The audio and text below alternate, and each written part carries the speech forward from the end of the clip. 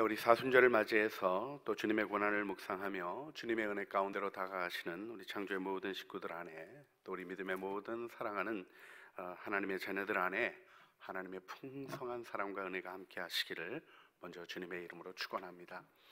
고난을 묵상하며 주님을 바라볼 수 있는 것은 우리의 삶에 주님이 베풀어 주신 큰 축복입니다.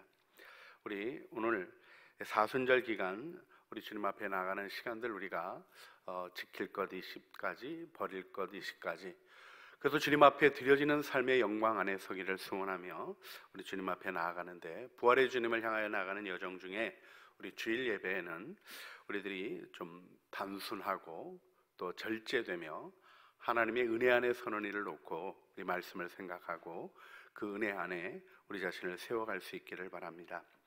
사순절 기간 동안의 설교 주제를 단순성, 단순한 삶, 그리고 절제하는 삶이라는 큰 주제 안에서 몇 가지 하나님 안에서 생각하려고 합니다. 오늘 특별히 단순성에 대한 기본적인 우리의 마음의 방향을 함께 주님 앞에서 짚어보며 주님의 은혜 안에 서기를 바랍니다. 여러분, 살아가면서 삶의 방향이 혼돈스럽고 의미를 잘 발견하지 못할 때가 있습니까? 마음이 복잡하고 생각이 정돈되지 않은 채로 여러 가지 생각들이 머릿속에 방치되어 있는 것 같은 느낌을 받으실 때는 없으셨습니까? 우리는 왕왕 그런 일들 안에 노출되어집니다. 그런데 그렇게 방향도 좀 상실한 것 같고 의미도 좀 분명하지 않은 채로도 바쁜 것에 대해서 입으로는 바쁜 것에 대해서 부정적으로 표현하면서도, 그러면서도 바쁜 게 조금 더 나은 삶인 것 같은 생각 속에 자신의 삶을 스스로 속이고는 있지 않습니까? 여러분에게 질문해 보게 됩니다. 때로는 은근히 정신없이 바쁜 것을 과시하는 이 세상의 문화에 젖어들고 계시지는 않습니까? 바로 이때가 단순성에 대한 영적 훈련을 필요로 하는 때입니다. 전도자가 외칩니다. 전도서 7장 29절에 이렇게 외치죠. 내가 깨달은 것은 오직 이것이라. 곧 하나님은 사람을 정직하게 지으셨으나 사람이 많은 꾀들을 낸 것이니라. 우리 새 번역은 이렇게 번역했습니다. 그렇다. 다만 내가 깨달은 것은 이것이다. 하나님은 우리 사람을 평범하고 단순하게 만드셨지만 우리가 우리 자신을 복잡하게 만들어 버렸다는 것이다. 자, 우리 다음 주일 지나면 3월이 확 다가옵니다. 우리 2021년도 시작한 게 엊그제 같은데 벌써 2달이 지나가고 있습니다. 여러분 어떠십니까? 바쁜 삶에 던져버리기에 우리 인생은 너무 소중한 것 아닐까요? 오늘 우리가 마음의 참된 기쁨을 축복하시는 단순한 삶 안으로 들어가는 결단을 함께 이루기를 소원합니다. 복잡하면 혼돈스럽습니다. 단순하면 명백합니다. 그런데 진정한 기쁨과 행복은 절대로 복잡하지 않습니다. 마음이 복잡하다면 진리를 따르고 있지 않은 것이 아닌가 점검해야 됩니다. 하나님이 복잡하게 느껴지면 미혹에 빠진 경우가 많습니다. 하나님은 세상을 단순하게 지으셨습니다. 왜요? 하나님이 정직하시고 순결하시며 단순하신 분이시기 때문입니다. 그래서 오늘 본문에서 주님은 말씀하십니다.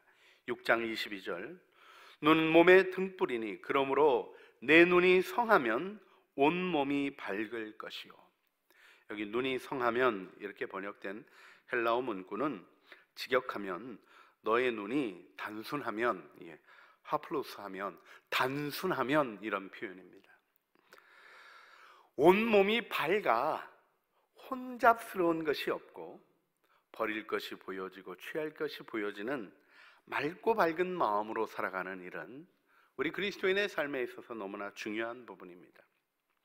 고난의 정도가 어떠한가 보다 더 중요한 것은 그것을 볼 수 있는 단순한 눈이 있는가 하는 것입니다. 어려움들을 복잡하게 만들면서 우리는 그 어려움들을 이겨갈 힘조차 혼돈 속에 소진하게 하는 어리석은 일들을 하는 것을 보게 됩니다. 맑고 밝아지면 모든 것이 단순하고 명료해집니다. 여러분, 연못을 한번 그려보시길 바랍니다. 연못이 맑고 빛이 들어차 밝으면 어떤 일이 일어납니까?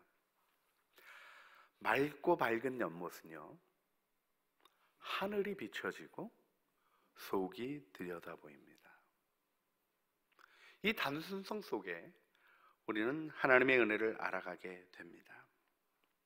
하늘이 비춰져 하나님의 뜻을 알게 되고 속이 들여다 보여서 우리 안에 버려야 할 것이 무엇인지, 어려운 것이 무엇인지, 또 물고기가 움직이는 연못의 아름다운 모습 속에서 행복을 느낄 수 있는 일도 바로 거기 있는 것임을 생각하게 됩니다. 무엇보다도 맑게 비춰진 연못에는 하늘이 비춰지고 결국 하늘과 내 마음이 연못의 아름다움 속에 겹쳐져 해명되어지는 아름다운 은혜도 있습니다. 문제는 눈이 왜곡되어 더럽혀져 있는 것입니다. 눈이 단순하지 않으면 하나님이 책망하십니다. 예수님이 포도원 일꾼 일할 것이 없어서 그냥 노닥거리고 있는 사람들을 하루에 한 데나리온 주기로 하고 데려오시는 비유 얘기를 해주시는데요, 아침 일찍이 가서도 데려오시고 점심 때도 데려오시고 오후에도 데려오시고 심지어는 일 끝나기 1시간 전에 가서도 데려오시는 장면이 나옵니다. 그런데 주인이 다 한 데나리온씩 줍니다. 원래 한 데나리온 약속하고 들어온 사람들입니다. 그런데 아침 일찍 들어왔던 사람이 불평하는 장면을 보게 되죠. 이때 마태복음 20장 15절에 주님이 이렇게 말씀하십니다.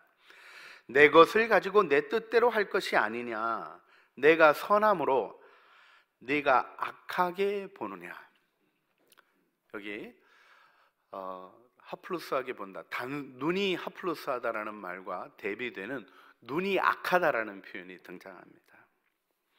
여러분, 눈이 단순하다라는 말에 반대되는 악하다는 이 모습은 무엇입니까?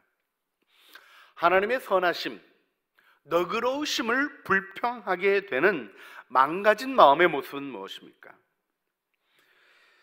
내 것을 가지고 내 뜻대로 할 수 없다는 말이요, 내가 후하기 때문에 그것이 당신 눈에 거슬리요. 세 번역이 이렇게 번역했습니다.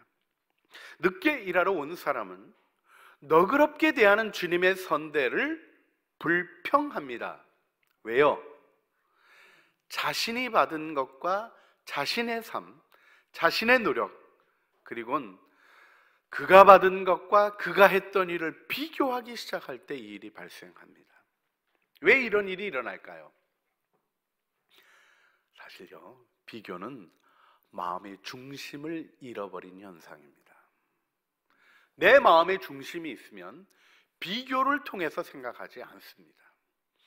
여러분, 키가 큰 게 좋은가요? 작은 게 좋은가요? 정답이 뭔지 아시죠? 제 키가 제일 좋습니다가 정답입니다. 하나님이 주신 은혜를 바라보지 않고 왜 키 재기를 한, 키가 좀 큰 게 멋있어 보이죠. 작은 사람들은 또 그러니 작은 고추가 맵다 그러면서도 속으로 키 큰 사람 되게 부러워하고요. 또 키 큰 사람은 키 큰 거가 싱거워요 그러면서도 좀 키 큰 거 자랑하는 분위기가 없지 않아 있습니다. 이렇게 얘기가 흘러가는 건 제가 작다는 얘기예요. 이렇게 자기 입장에서 보는 거를 하다 보게 되면 이 비교라는 영역에서 생기는 조금 무언가 자존감이 충만하지 않은, 하나님의 창조를 만족하지 않는 부분들이 생겨져 있는 것을 보게 되죠.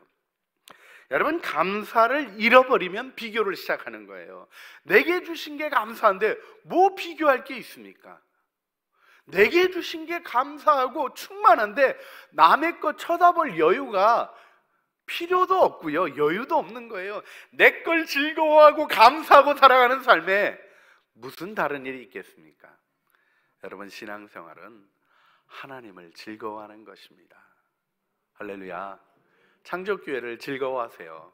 괜히 딴 데 끼웃끼웃하면서 비교해 보셨자 여러분 마음만 슬프셔요. 목사 설교 비교하면, 저도 비교하면 참 괴롭습니다. 그런데요, 제게 주신 말씀을 저는 전하는 것이고 여러분을 위하여 기도하며 살아가는 삶을 살아가는 것입니다.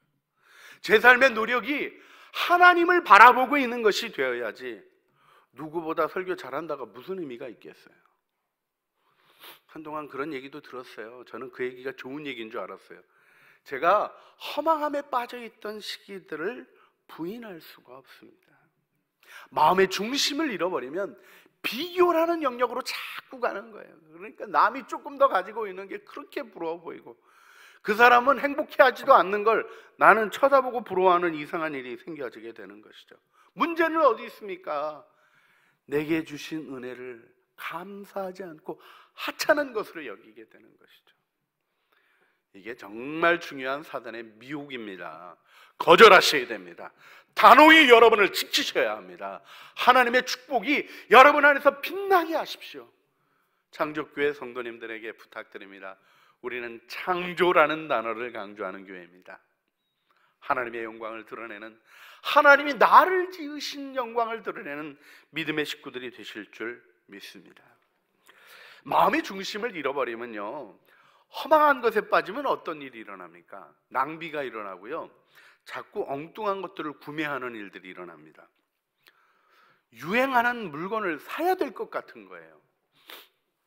제가 좀 보는 것도 괜찮고 좀 멋지게 기본적으로 잘 갖추고 살면 참 여러분들에게 이런 말씀 드리기가 좀 편할 것 같은데, 그런 게 좀 안 되는 사람이라 불편한 부분이 분명히 있습니다만, 그래도 좀 무식하게 하는 얘기 같은 것도 좀 들어보세요. 여러분, 유행 따라가야 되는 건가요? 다 아니라고 얘기해 주시는 것 같아서 행복합니다. 오늘 본당에 오신 분들은 뭐 누구 하나 동의하는 마음 없이 우리 유행 필요 없습니다는 마음을 가지시는 것 같아요. 여러분, 아서 기쉬라는 랑카스터 쪽에 있는 농부 아저씨가 했던 얘기인데요, 제가 두 번 천천히 읽어드릴 테니까 한번 음미해 보세요. 좀 약간 시니컬한 표현이긴 합니다. 우리는 좋아하지도 않는 사람들에게 좋게 보이려고 원하지도 않는 물품을 산다. 우리는 좋아하지도 않는 사람들에게 좋게 보이려고 원하지도 않는 물건을 산다. 유행 따라 살아가는 삶의 비극입니다. 여러분, 한 가지 분명한 것이 있습니다.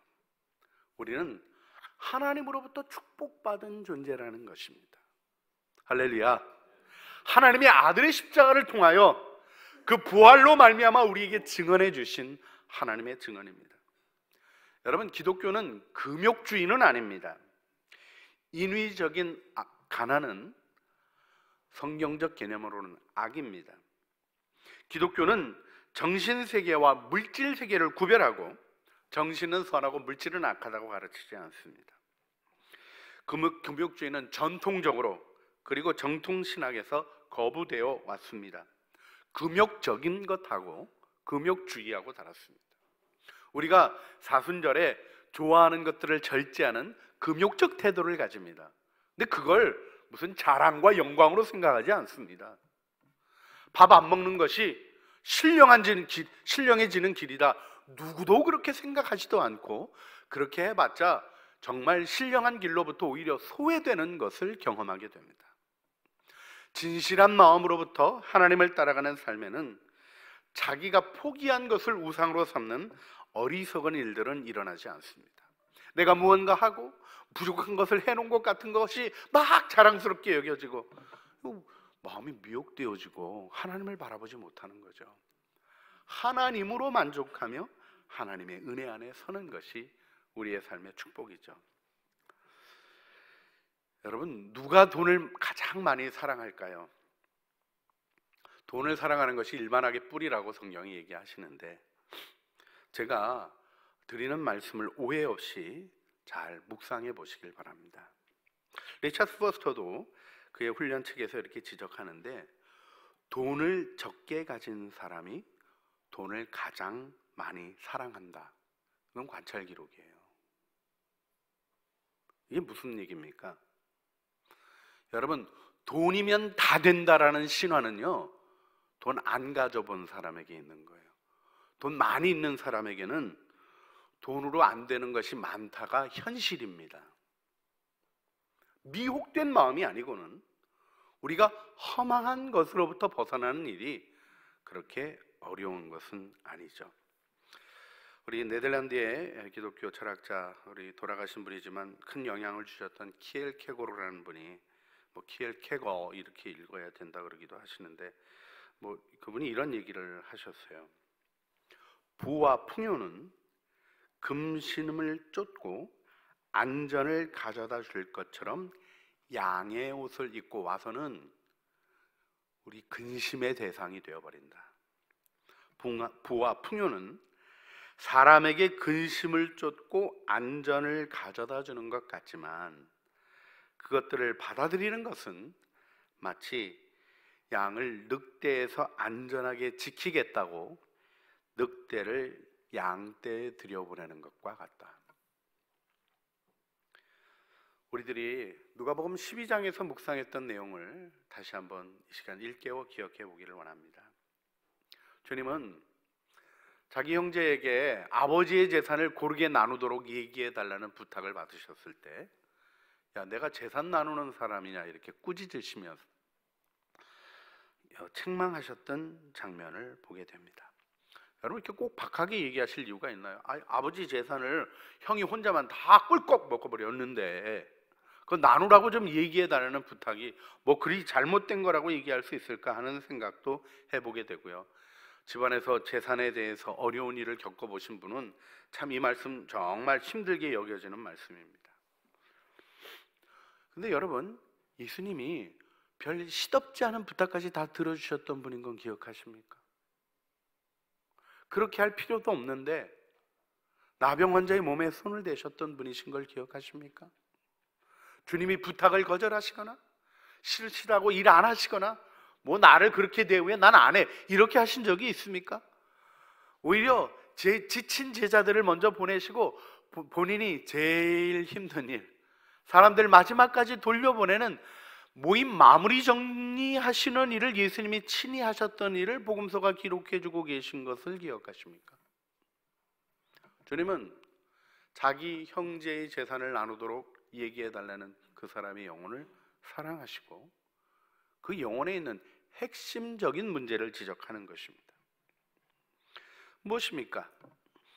그는 아버지 재산을 나눠주지 않기 때문에 나에게 불행이 있다고 생각을 하는 거예요. 형이 자기 걸 혼자 쥐고 있어서 내 삶이 비참해졌다고 생각하는 거예요. 충분히 이해가 가는 일이긴 합니다만은 자기의 행복을 거기다 걸고 살아가는 사람이 정말 행복할 수 있겠습니까? 그래서 주님이 말씀하시는 거예요. 그들에게 이르시되 삼가 모든 탐심을 물리치라. 사람의 생명이 그 소유가 넉넉한 데 있지 아니하니라 하시고. 여러분, 재산을 분배하고 나면 평안해질까요? 여러분, 재산에다 마음을 두면요, 분배하고 난 다음에도 여전히 마음이 어디 있습니까? 그 재산에 있어요. 형이 받은 땅이 좋네, 내 땅이 나쁘네, 많네, 적네, 끊어지지 않는 거예요. 끊임없는 것입니다. 똑같이 나눈다고 똑같이 나눠지는 게 뭐가 있습니까? 여러분, 이렇게 탁 나눠지는 게 있나요? 모세의 율법 중에 눈엔 눈으로, 이는 이로 이렇게 얘기하고 있는 말씀이 있습니다. 정확히 갚으라는 얘기죠. 왜냐하면 옛날엔 눈 다치게 했는데 죽이고 이런 일이 있었기 때문에 함무라비 법전에도 나오는 이 원칙이 굉장히 중요한 것입니다만은 정밀하게 들어가 보게 되면 여러분, 다친 만큼 다치게 할 능력이 있습니까? 없습니까? 이 하나 부러뜨린 거를 정확히 때려서 이 하나 부러뜨릴 수 있는 능력을 가지고 있는 사람이 없습니다. 벤치로 뽑겠다 그러다가도 옆에 힘 안 가뜨려요. 사실 우리의 마음속에 있는 정확함은, 내 마음의 잣대로부터 나오는 정확함은 정확한 게 아닌 거예요. 하나님의 저울이 정확하신 것이죠.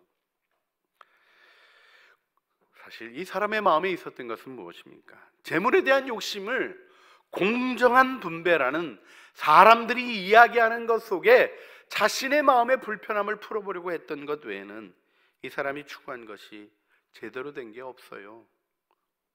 결국 그 일이 이루어지는 일조차도 그에게 행복이 될 수 없는 상태에 머물러 있었던 것이죠.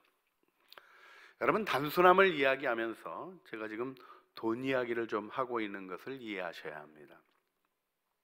사람을 제일 복잡하게 만드는 게 돈이에요. 왜 돈이 복잡하게 만들까요? 여러분, 저희 집사람이 잘 만들어주는 음식으로 제가 행복해하는 것 중에 이제 카레가 있는데요. 카레 한 그릇은 다른 용도가 없어요. 어떻게 해야 되죠? 먹고 행복해야 돼요. 이게 단순함입니다. 돈은요, 이거 할까 저거 할까, 먹을 거 살까 입을 거 살까, 놔뒀다가 나중에 문제 생기면 쓸까, 지금 아픈 데 가서 약 살까, 복잡하게 만들어요. 그래서 돈을 다스려야 되는 거예요.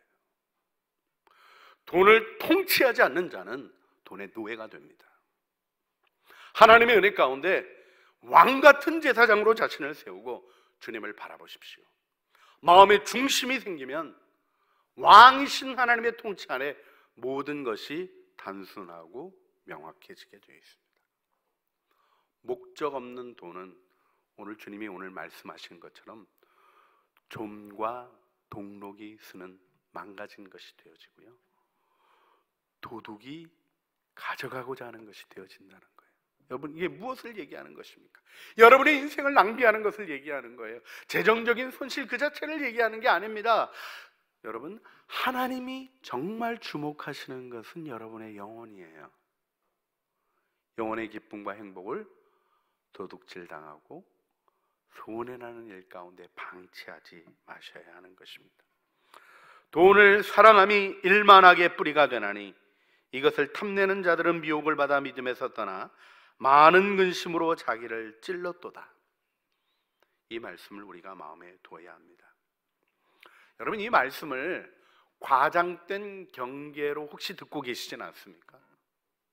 범글이다 개글이라는 식으로 조금 과하게 얘기하시는 거라고 생각하시는 분이 있다면 마음을 단순하게 하고 정직하게 하셔서 주님을 바라보시길 바랍니다. 목적 없이 쌓이는 것이 우리 인생을 망가뜨리고 거기 염려와 근심이 자라가는 것이죠. 그래서 물어야 돼요. 내가 이 돈이 왜 필요한가? 이제 돈 얘기 그만하고 딴 얘기로 잠깐 넘어가겠습니다. 암 걸리신 분하고 어느 목사님이 대화를 나누시고 했던 얘기를 전해 들었는데, 그분이 딱 10년만 더 살고 싶다는 거예요. 암을 극복하고 안 극복하고 뭐 중요하지 않고 하여간 10년만 더 살았으면 좋겠다는 거예요. 그래서 목사님이 물으셨대요. 10년 더 살면서 뭐 하고 싶은 일이 있으십니까? 없대요. 왜 10년 더 살아야 되는지, 꼭 이루시고 싶은 일 있냐고 물어도 없대요. 그래서 다시 그냥 단도직입적으로 물으셨대요. 왜 10년 더 살아야 됩니까? 없는데 살고 싶대요. 이런 게 미혹입니다. 집착의 중요한 증세죠. 여러분, 병을 다스릴 수 없을 뿐 아니라 병이 나를 다스리는 일이 일어나게 되는 것이죠. 집착하면 병도 달라붙어요. 이런 걸 유유상종이라고 얘기합니다. 끊을 걸 끊으셔야 하나님 안에서 자유로워지시는 거예요. 이 시대의 위기도 우리가 주님 앞에서 끊어내야 할 것이 있다는 걸 마음에 두셔야 합니다. 예, 우리나라 시인 왜 사냐면 웃지요. 제가 그 시를 참 좋아합니다. 그런데 뭐 그게 인생이겠죠. 그런데요, 이 시에 등장하는 농부는 땀 흘려 일하는 사람인 걸 기억하셔야 돼요. 웃고 있지만 그 웃음으로 자기의 인생의 의미와 가치를 표현할 수 있는 사람인 거예요. 우리들이 다시 한번 우리들의 삶의 모습을 세워보시기를 간절히 소원하게 됩니다.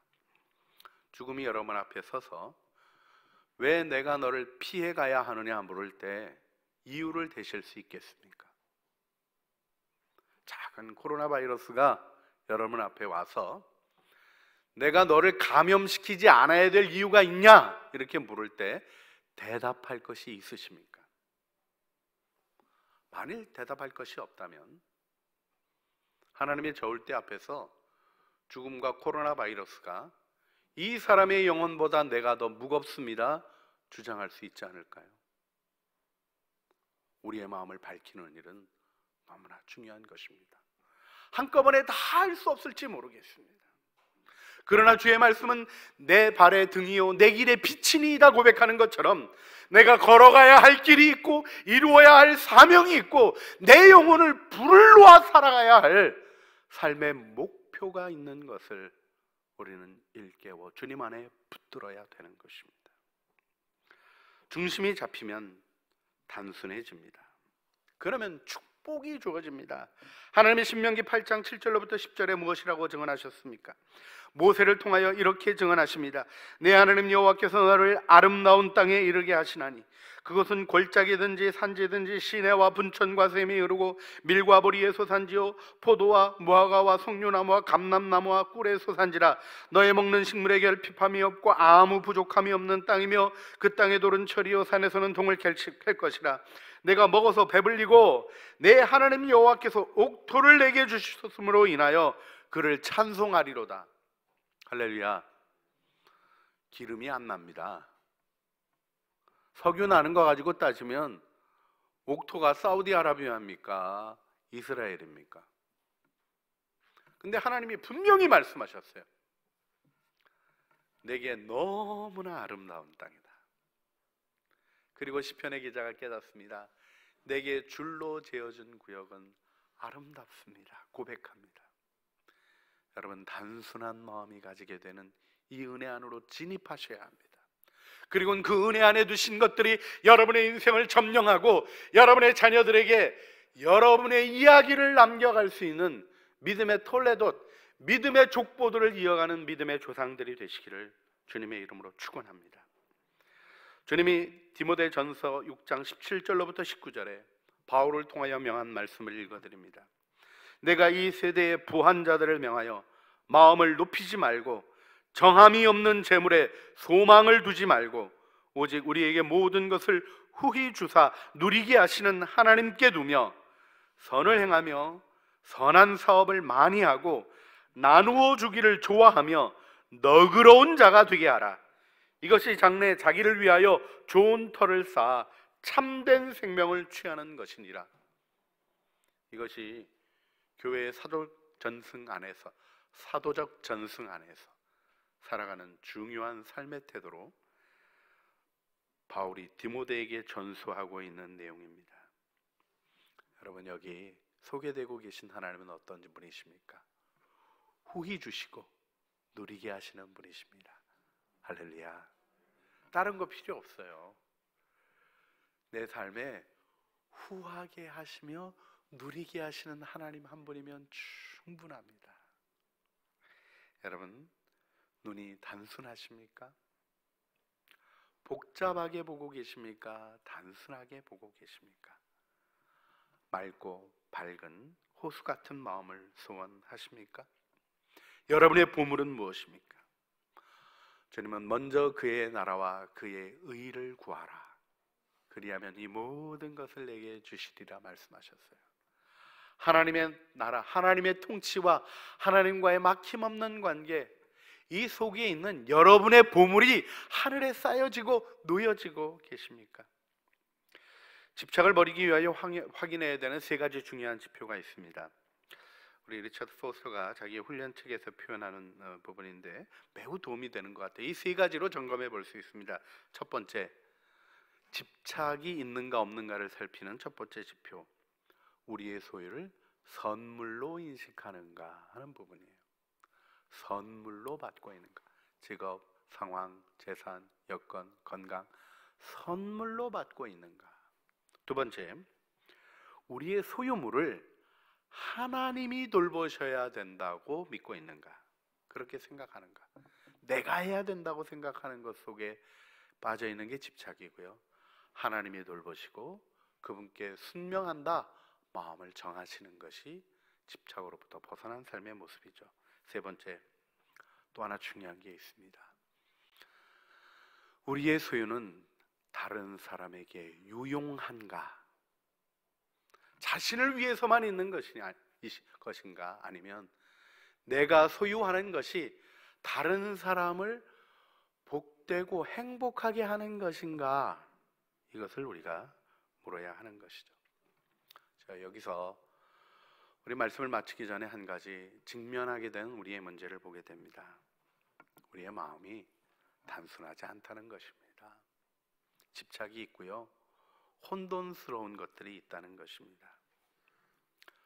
마음의 연못에 돌이 던져지면 파장이 일어나는 거죠.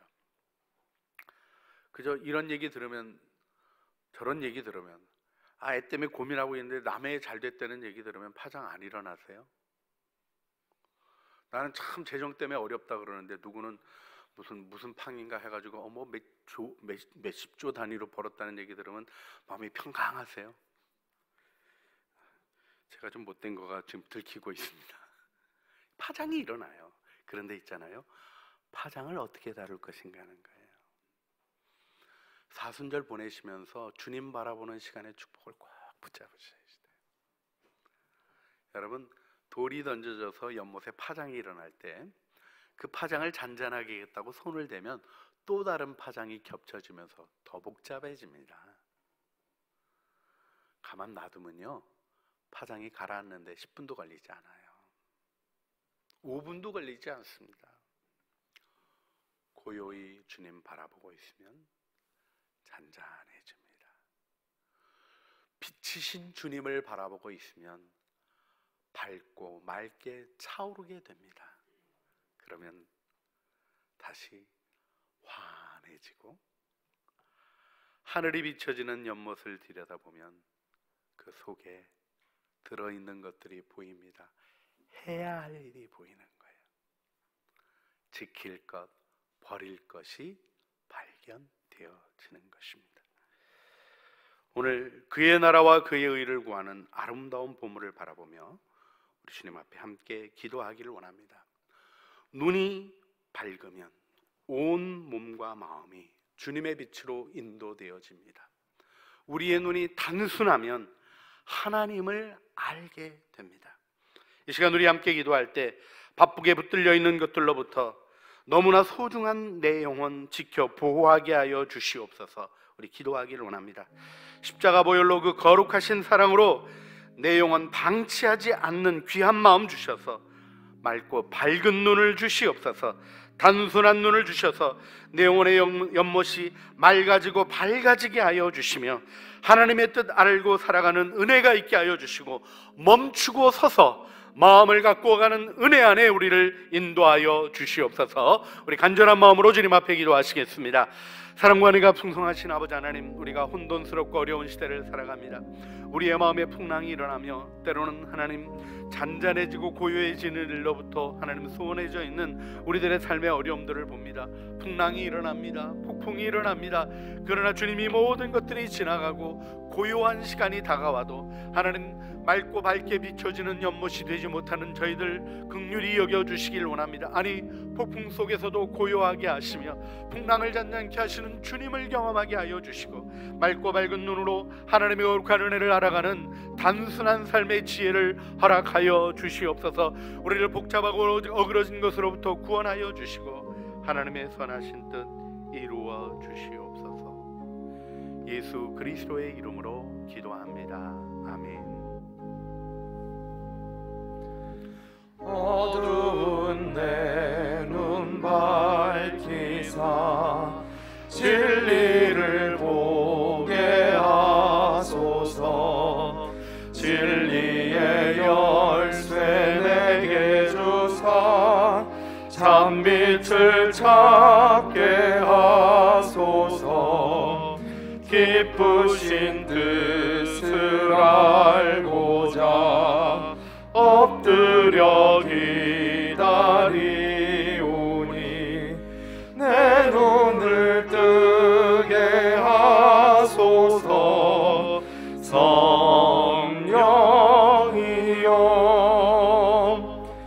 막혀진 내 귀 여시사 주님의 귀한 음성을 이 귀로 밝히 들을 때에 내 기쁨할 양 없겠네.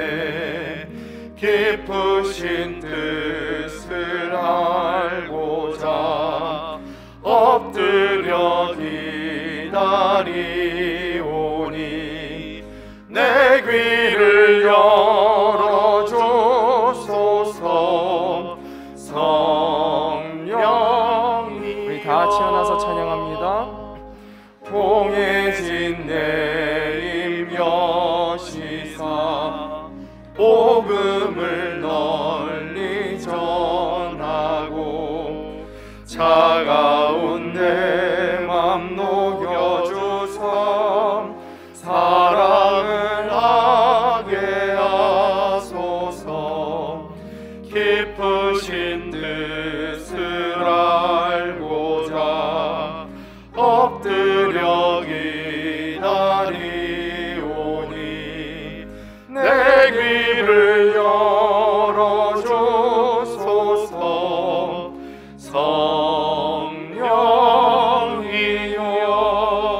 성령이여. 눈은 몸의 등불이니 그러므로 내 눈이 성하면 온 몸이 밝을 것이요. 그런즉 너희는 먼저 그의 나라와 그의 의를 구하라. 그리하면 이 모든 것을 너희에게 더하시리라. 아멘. 이제는 우리 주 예수 그리스도의 은혜와 아버지 하나님의 사랑과 성령 하나님의 교통하심이 단순한 눈을 구하며 단순한 마음으로 하나님 나라와 의를 구하는 보물이 있는 삶을 걸어가기를 소원하는 사랑하는 주의 자녀들 머리 위에와 은혜로 주신 가족 식구들 가운데 장족 교회 위에 속한 권속들의 삶과 수고하는 생업 위에 주님의 이름을 위하여 수고하고 헌신하여 걸어가는 모든 진실한 노력들 위에 이제와 영원 무궁토록 함께 있어지기를 간절히 축원하옵나이다. 아멘.